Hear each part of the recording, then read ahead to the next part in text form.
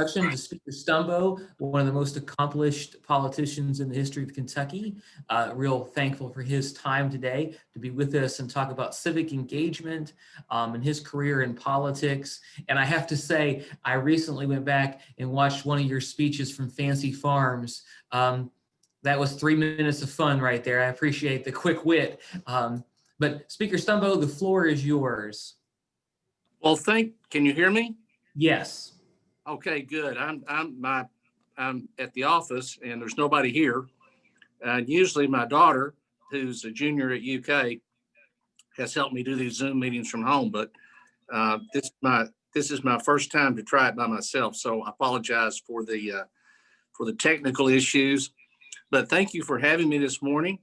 And it's election day in America. It's always an exciting day, whether it's a presidential race or a race for magistrate or any other type of public office. I think it's important.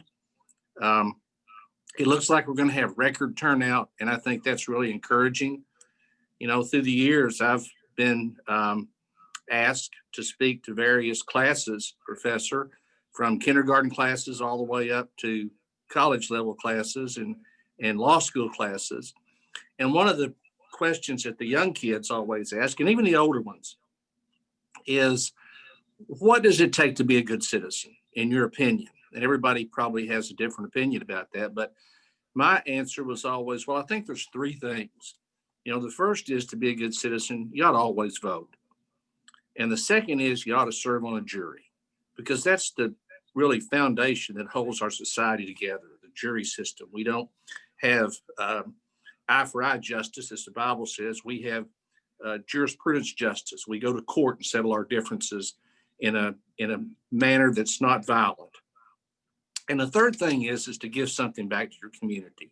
And that doesn't mean you have to run for public office, but it means that give a little bit of your time to be a little league coach, to serve on an animal board, to go to Rotary, to be a part of the Chamber of Commerce. There's a lot of things you can do, either through your church or through local groups, to give a little something, give a little bit of your time back to your community, because that's important. You know, people in today's world get so hustled about things that we sometimes forget the community is important. It's really important, I think, in our area of the state, and it still exists up there. You know, we are blessed to live in a place where people still care about their neighbors and their friends. And yeah, we have differences like everybody else, but you know, we don't hold those things against each other. You know, friends that I've had through the years, I tell people, you know, I can't think of anybody that I was always on the same side politically with all through the years. You know, we've all got our choices, but in the end, that's our right as citizens. So, and people say one vote doesn't matter. Well, it does matter. And history tells us that. History tells us that John Kennedy would not have been elected president had one vote in each precinct changed against him. Jimmy Carter would not have been elected president had one vote in each precinct in America changed against him. In the last House races for the House of Representatives in Kentucky, we had, I think, 4 races decided by less than 50 votes in each race. Jim Glenn down in Owensboro won by 2 votes. So, you know, it does matter. And it matters because it's yours.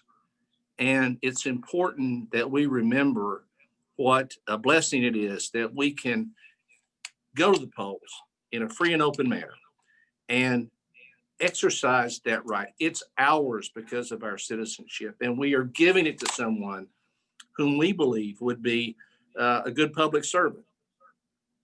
And, you know, I've had a pretty long career, as you said, and I can tell you, you know, I've served with a lot of people. Yeah, there's some bad apples. There's some bad apples in any profession.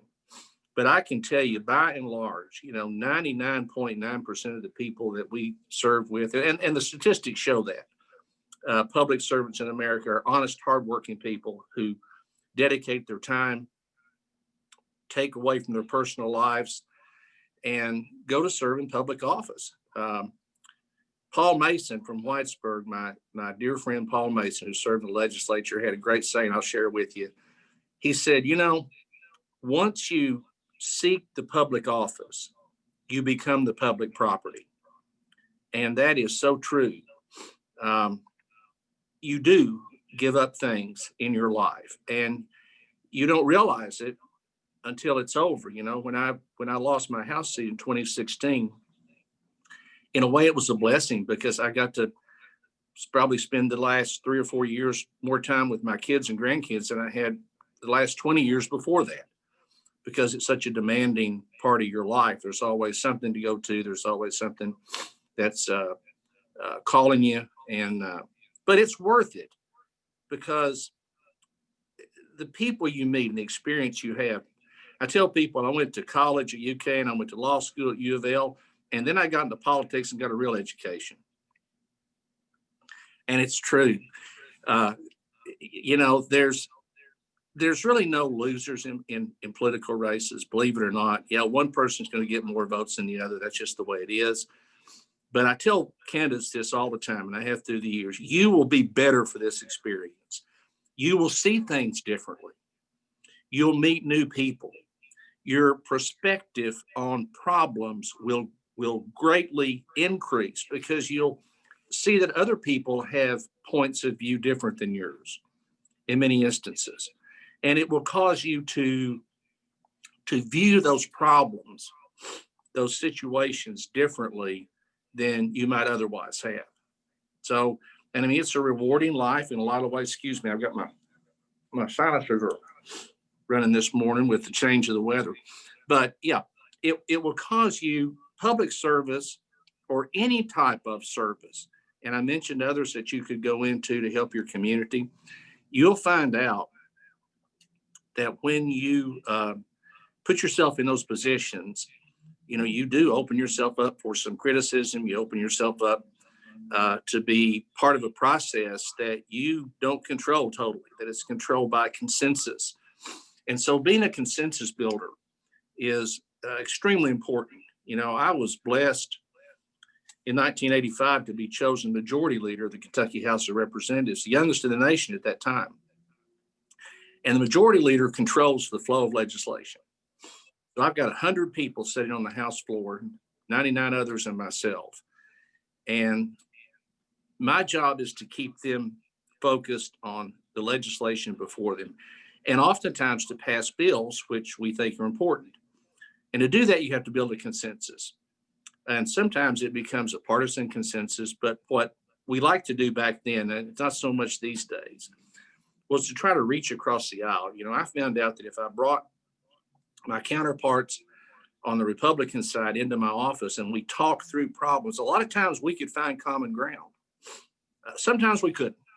There are political issues which, just because of the nature of politics, we're probably not going to find common ground on in some instances. But in a lot of instances, you can find common ground with people. I saw a lot of that through the years. And I tell this story, and it's true. I saw Steve Beshear in 2014 build a consensus to address. We hear a lot about the public pension problem, and it does need to be addressed and watched. It's not going to be solved overnight. But in 2014, Governor Beshear invited, this is just an example, Democratic leadership in both the House and the Senate, and Republican leadership in the House and Senate to the governor's mansion for lunch. And he wanted to know what we could agree upon. And nobody could agree upon anything except that the lunch was good. He invited us back to breakfast a couple of mornings later. Same thing. Nobody could agree upon anything except we thanked him for the breakfast. He invited us back, I think, to lunch the third time a couple of days later. And he asked everybody to go around the table. And he said, tell me what you think we should do about this problem. And all of a sudden, dialogue started occurring. And before you knew it, there was an exchange of ideas. And before you knew it, we were working toward finding common ground on that issue. And we passed a bill that passed through both the House and the Senate with, I don't think, a dissenting vote that was non-controversial. It will solve the problems of the pension system in the long run. Um, and that's the way that was a perfect example of a very complicated and very divisive issue that, with a little bit of leadership and just a little bit of extra effort, and it doesn't hurt that you're governor, and nobody's going to be mean to the governor in the governor's mansion at his table. But it was really something to see that work, and that was just an example. I saw a lot of that through the years, and I saw a lot of times when we just couldn't get off first base, with each other because we dug in so hard. And I think I see America shifting that way. It shifted that way. Back when I first got to the legislature in 1980, before most of your students were born, we would fight a little bit on the House floor occasionally, just Democrats and Republicans, but then we'd go out and have supper together because it's like two lawyers. I tell people it's like two lawyers in the courtroom. You should never get mad at your opponent in the courtroom because tomorrow you and he may be on the same side. And the same's true with politics. I used to tell incoming freshmen, you will vote with every member and against every member one time during this next session. So don't get mad at your fellow members if they have a different point of view. You can get a little testy and you can get a little passionate if you want to, but don't get so mad that you can't put that aside, because tomorrow you may find yourself working on the same bill that they're working on, and they're going to need you and you're going to need them. So it's a challenging job at whatever level you choose to participate in. But I have a great belief in the jury system. I have a great belief in the election process, and I hope today goes off. No matter who wins, I hope it goes off in a manner consistent with our history. We don't need that. I saw this morning, it's discouraging where they're boarding up buildings in cities. Now, we don't need that. We don't need people rioting, no matter who wins. We need an orderly election process. It's always been that way. When Al Gore sought the presidency, probably more people showed up to vote for him than they did George W. Bush. But as it ended up, the courts threw some of those ballots out. That's the old hanging Chad. Remember that issue? Al Gore, to his credit, never, once the legal fight was over, power was transferred seamlessly. And that's the way government in America, I believe, has to work, particularly at the presidency level. So if you've got some questions, I'd be happy to answer some questions. I could go on and on and on and pontificate, but probably I've found through the years that they like to ask questions. My groups like to ask questions. And so if anybody's got a question, I'd be more than happy to answer it. I have a question about leadership. Because you've all these years of leaders, and then things got really divisive and shifting of power. And how do you handle that when you work so hard? Maybe things go a different way than you expected. How do you process that?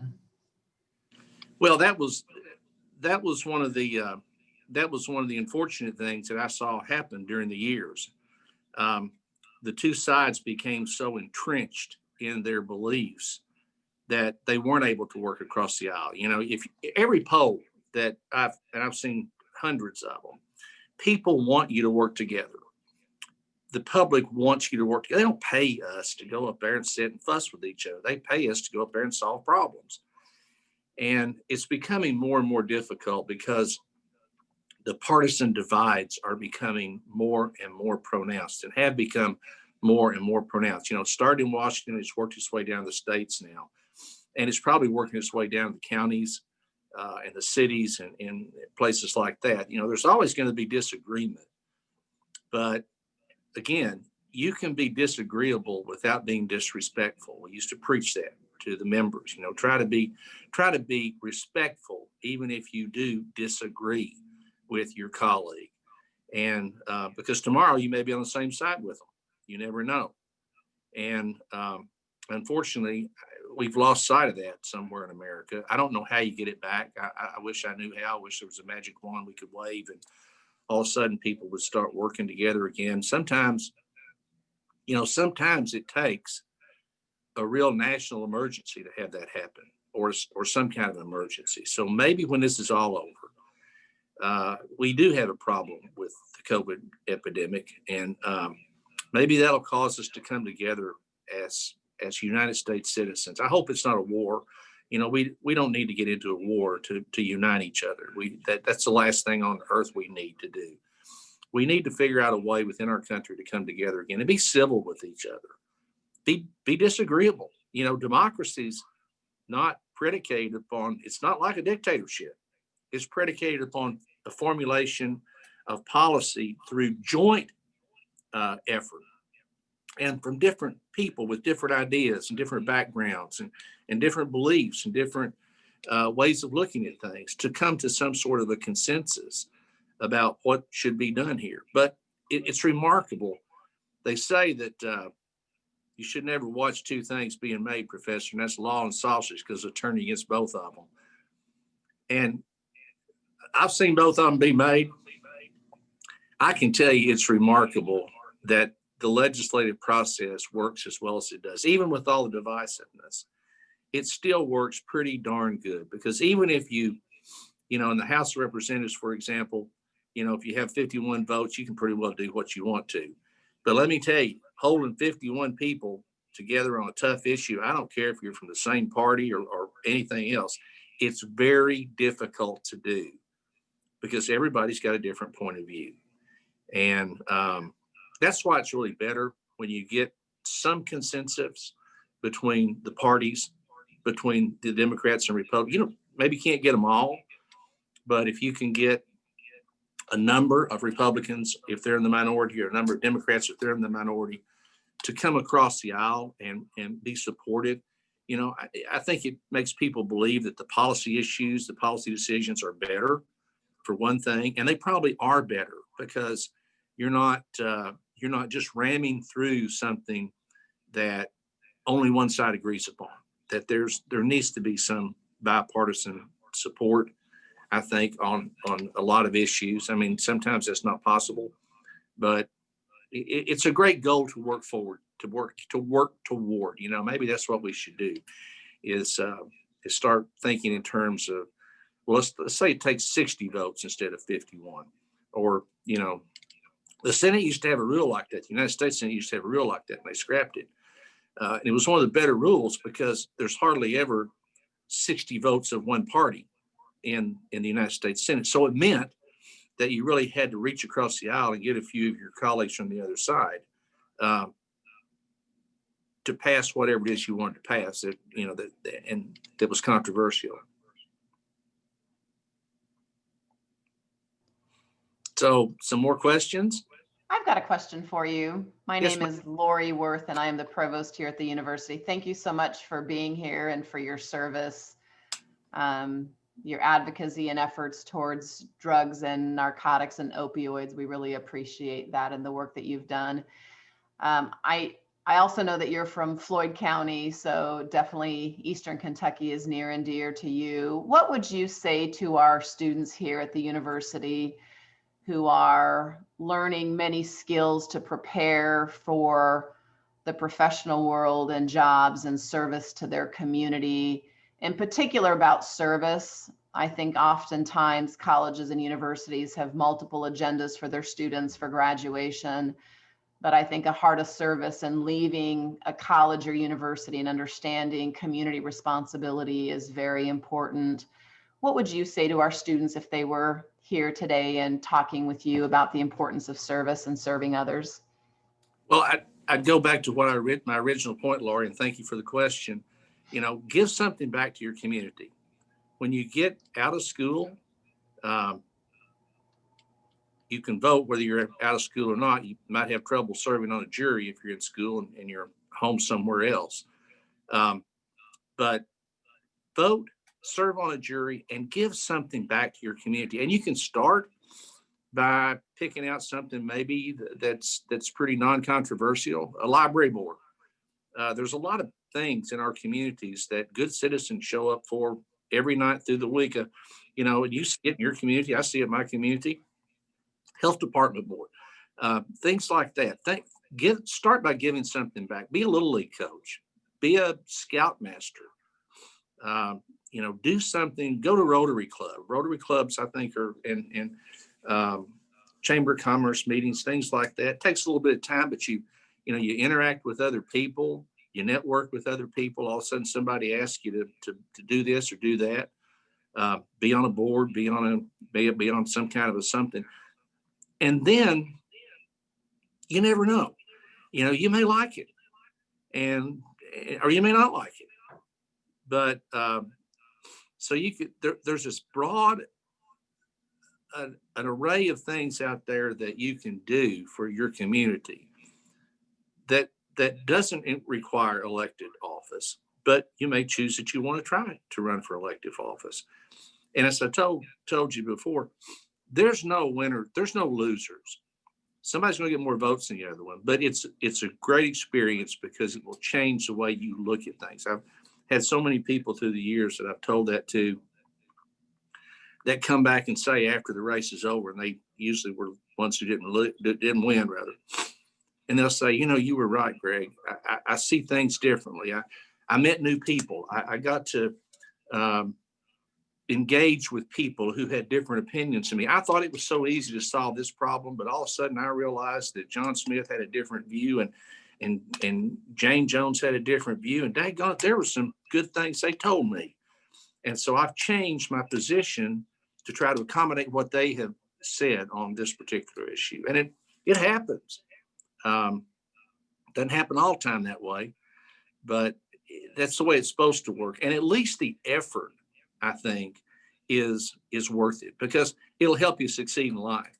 When you get right down to it, and everybody will tell you this, obviously, life is just dealing with people. And if you can learn to deal with people through interaction, and that's kind of what this service idea gives you, the sort of a training ground, a background to make you more easily transformed into dealing with other people and their ideas and their beliefs and whatever opinions they have. It'll help you get through life. It'll help you get through life and it'll make you a better person. And I think that's something that we sometimes fail to tell our kids, that, you need to learn to deal with people. You can't just live in a shell. I mean, very few people can.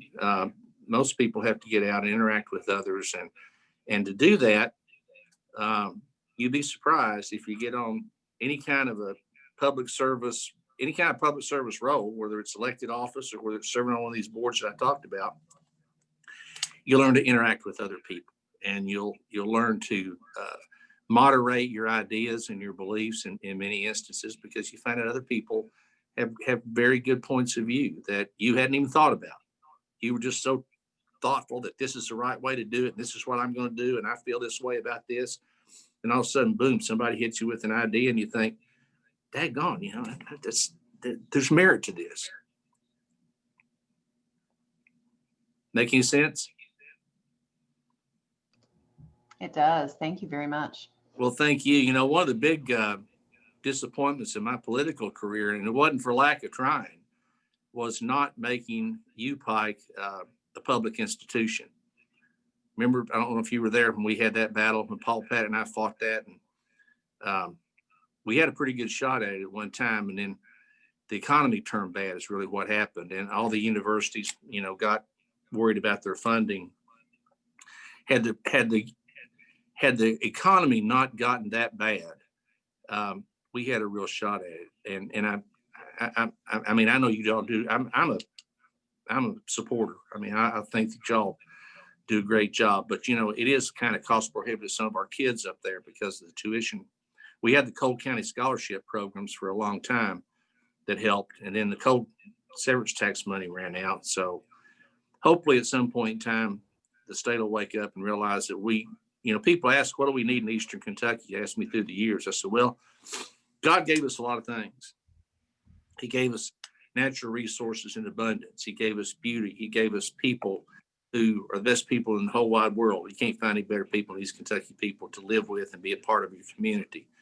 But what he didn't give us was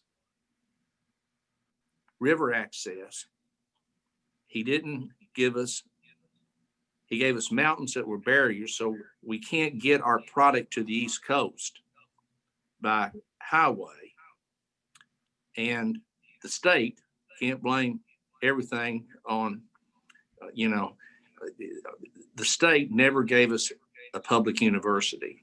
And I know that they've increased their efforts and have increased their efforts through the years to bring, the colleges up there and teach it at the community colleges. But we need, I believe, not a knock on UPike. I mean, not a knock on UPike at all, but I just believe we need a 4-year publicly funded college up there. And you all are the obvious choice. I don't know if the board would even consider it again or not. We had the board on board at one time. Governor Patton and I did. Anyhow, that's another discussion, Lori, for another day. It is for another day. I've worked at both public and private, and I'm actually during these times very thankful that we are a private institution. It gives us a little bit more flexibility in program development, but our state and private and community colleges have to be partners during this time. We have got to, I loved your entire talk on finding common ground and really coming together. And I think as educational institutions with choice, I want all of the students in the Commonwealth to stay here because there's so much choice for them. Yeah, thank you. Well, thank you for your service.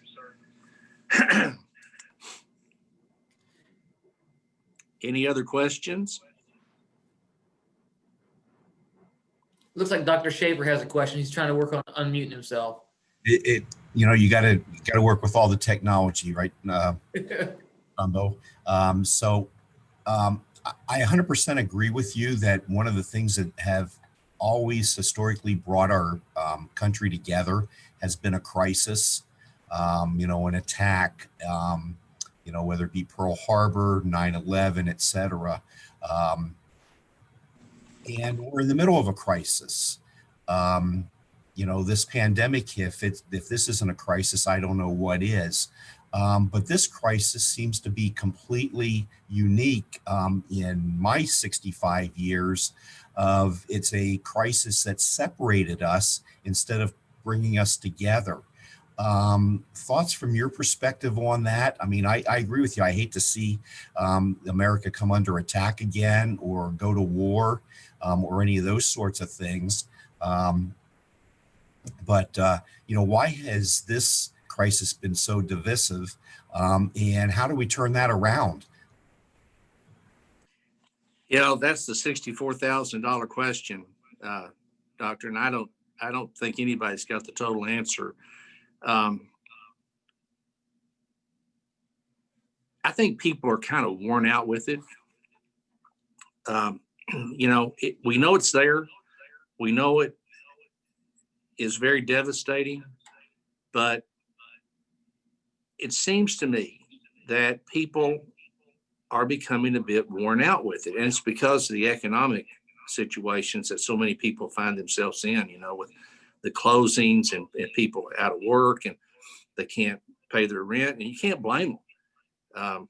The Paycheck Protection Program I thought was a very good thing, even though it added a lot of money to the national debt. And I think they ought to do another one.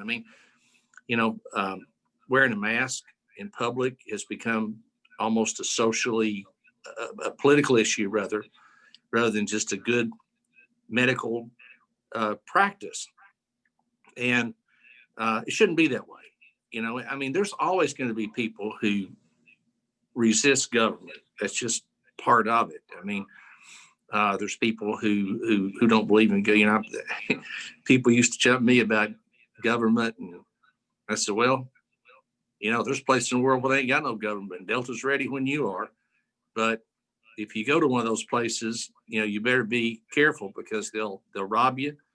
They'll take your possessions. They'll probably kill you, maybe torture you, and there's nobody there to protect you. And if you don't think that there are worth to those things, then just go to a place like that or learn about a place like that. But hopefully when this election's over, maybe no matter who wins and the rhetoric settles down, um, the message can become more focused to the American people that we've got to do these certain things, whether we like them or not. And if we don't, the spikes are going to continue. I think it's not going to go away until there's a vaccine, because they've scared so many people. I'm here at my office today and it's like a ghost. Everybody's working from home.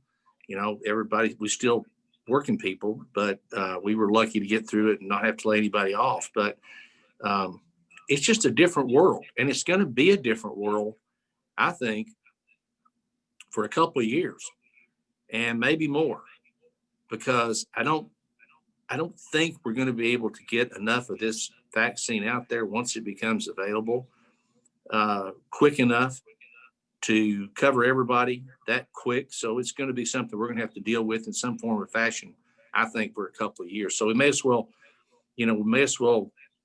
figure out what we're going to do. I mean, if you want to criminalize the fact that you don't wear a mask in public when you're supposed to, the legislature might consider that.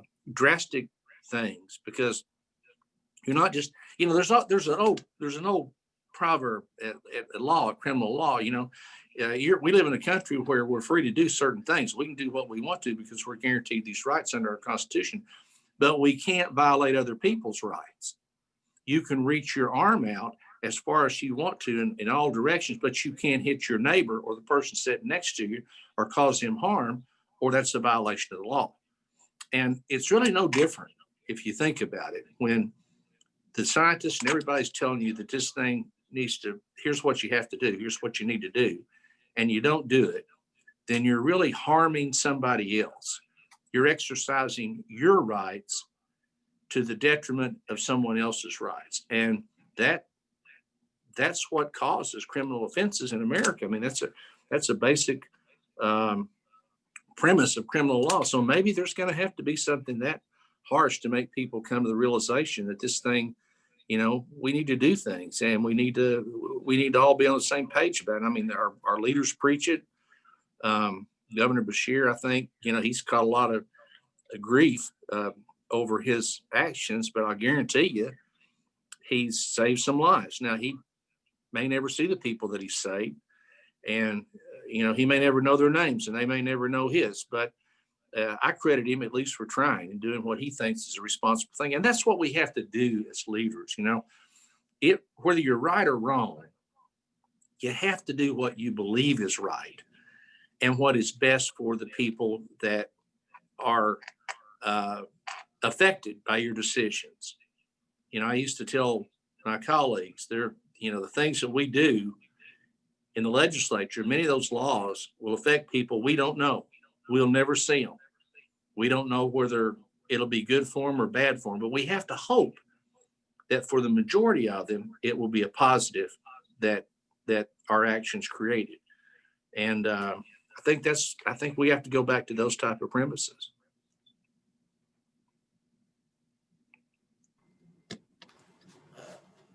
Thank you for that. One other question. We have two questions left, unless somebody else has one. We've got one at the end, kind of a feel-good question to ask you about, but I wanted to ask you kind of a harder question at this moment. Some people feel like democracy is currently under attack. I know in the state here, when Representative Scott was arrested peacefully protesting, and just so many people on the streets this summer, and maybe hearing some national response, but there's some legitimate fear about, are we seeing our democracy undone? What are your thoughts on that? Well, Nikita Khrushchev said a long time ago, we won't have to destroy you from without, we'll destroy you from within. And there's a doctrine in many countries that don't believe that a democracy will work. In the communist world, they don't believe that. They believe in totalitarian type government, and they tell you what you can do, and the citizen really doesn't have the rights that we have. So, the question becomes, can a democracy sustain itself? We, I guess, hold the record in the world's history of being the longest democracy, voting democracy, then, I mean, I don't know when Britain started to vote, so it could be that they have maybe before us. But so for 230 years or whatever it is, we've been able to hold this democracy together. And it's going to be a challenge, but it shouldn't be. If you think about the alternatives, and I think that's where people forget. I have a friend who's a doctor, who's a neonatologist. He's from Syria, and he's a Muslim. And he's one of the finest people I've ever known in my life.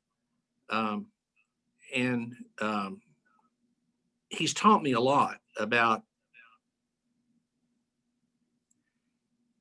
there's not much difference, for example, in many of the teachings in the Muslim Quran and in our Bible. We all go back to Abraham. But one of the things he says, which I think is so true, Professor, and those listening, and he's been around the world, he's lived in different places. He said, if you wonder what's wrong with America, go somewhere else and see what's happening there. Look at his home country of Syria. He was lucky he rescued his mother and his brother before all this devastation started. But go to Syria, go to one of the totalitarian states like Iran, or go somewhere where they go to Zimbabwe, go these places, go to these places where they don't have what we have, and look at their style of life and look at the way they live, and then look at the way we live and what we enjoy and that we take for granted all too often. I think the message of democracy has to be, look around, see what everybody else is going through. Why do we have such an issue at our borders? Because people want to get in here and be, and be safe from the drug lords and the poverty and I'm not, I believe there ought to be a path to citizenship for them. I'm not one of these guys that said just open the borders up. I think there ought to be a path to citizenship, and it ought to probably be easier than it is, but they ought to be encouraged to take it. If they don't take it, they need to go back. I mean, we ought to give them a chance. I think government's responsibility almost every case is to give people a chance. Let's give people a chance to get in here and be part of our society. We always have. We've always opened our doors for that. But I think the lesson is pretty clear. And every American can't travel to those places, or haven't traveled to those places, or haven't seen those places. And you see them on television and you can't really, I guess, get the feel for them. But I would go back to the original statement that my friend taught me. And that is, if you think there's something wrong with America, go somewhere else and look and see how they live and what they have to put up with in their lives if they don't live in a democracy. And it'll change your view on the world. We were in Panama. I like to fish. I'll just quickly tell this story, not bore you. But a long, long, long time ago, so one of my friends had gone down there fishing in the Panama Canal, and they invited us to go, and they didn't have any lures. So we loaded up some big coolers with fishing lures and took down there. And when we got to the customs in Panama City, there were guys with machine guns, and they took our coolers with our fishing lures. And there wasn't a thing we could do about it. And you don't think about that until you see it happen. And luckily we went to our hotel and they sent a person to the police, and we got our coolers back with about half of our fishing lures. So, that's just a small example, but it's true. If we don't appreciate what we have all too often, and remember the old saying, you don't appreciate the milk till the cow runs dry. You don't appreciate the water till the well runs dry. I don't think we want to go down that road where we look back and say, man, we had it good, but we destroyed it ourselves. I think we want to maybe take a step back and say, let's appreciate what we have. Let's figure out how we can make it better. And again, it's not about the way you want it, or the way I want it totally, or the way Jim Smith wants it, or Judy Jones. It's the way we collectively want it. But I think that we sometimes don't appreciate what I think, besides the Bible, is the greatest document ever written, and that's the Constitution of the United States. It is so important that we understand that the protections that we have are embodied in that document, and there's no place else in the world. I mean, there are others who mimic it, but there's no place in the world where they really have been adhered to as a doctrine for society as they have here. You know, you can do as you please because you're free as a breeze. There's no lyric to the song. Yes, I like it here.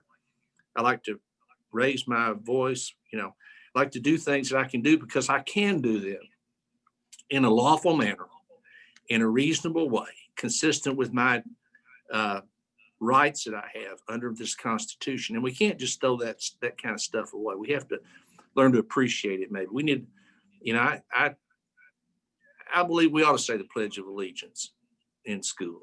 I believe we ought to, you know, teach things about being good citizens and learning how to live with others and what it means. You know, I don't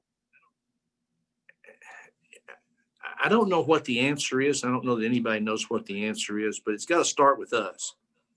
You know, my daddy told me a long time ago, he said, when you point the finger at somebody, just remember there's 3 pointing back at you.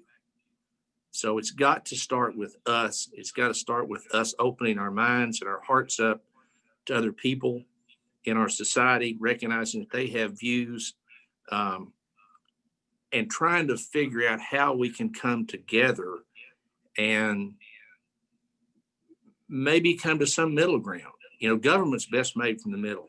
I mean, I'm going to tell you, I've said this a whole lot, so it's not a secret. There are people in both parties who don't need to be in charge of government. They're extremists. They're on the fringes. I don't care whether they're my party or the other party. They don't need to be in charge of government. Government needs to be formed in the middle. Jefferson and Jackson believed that people could come together. People of different temperaments, talents, and convictions could come together and form ideas for policy, and hence a democracy. And that's the way it's supposed to be. And, you know, all too often we get so entrenched anymore with our beliefs and we think our way is the only way and we're right and everybody else is wrong. Well, I got news for you. It ain't that way. You know, if you just listen, God gave you 2 ears and 1 mouth. You know what that lesson is, don't you? Listen twice as much as you talk.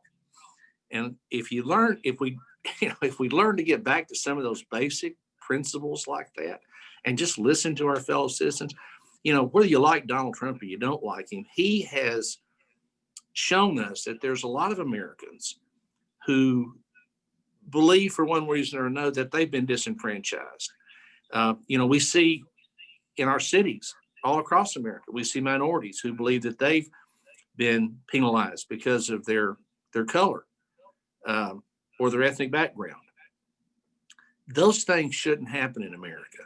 There's always going to be some civil unrest because we do have these rights, and we got the right to free speech and to associate together and to, you know, raise Cain if we want to. But there are problems that I think we can address just by opening our minds up again and having a dialogue with these people. Attica Scott, you mentioned Attica Scott, you know, I know Attica.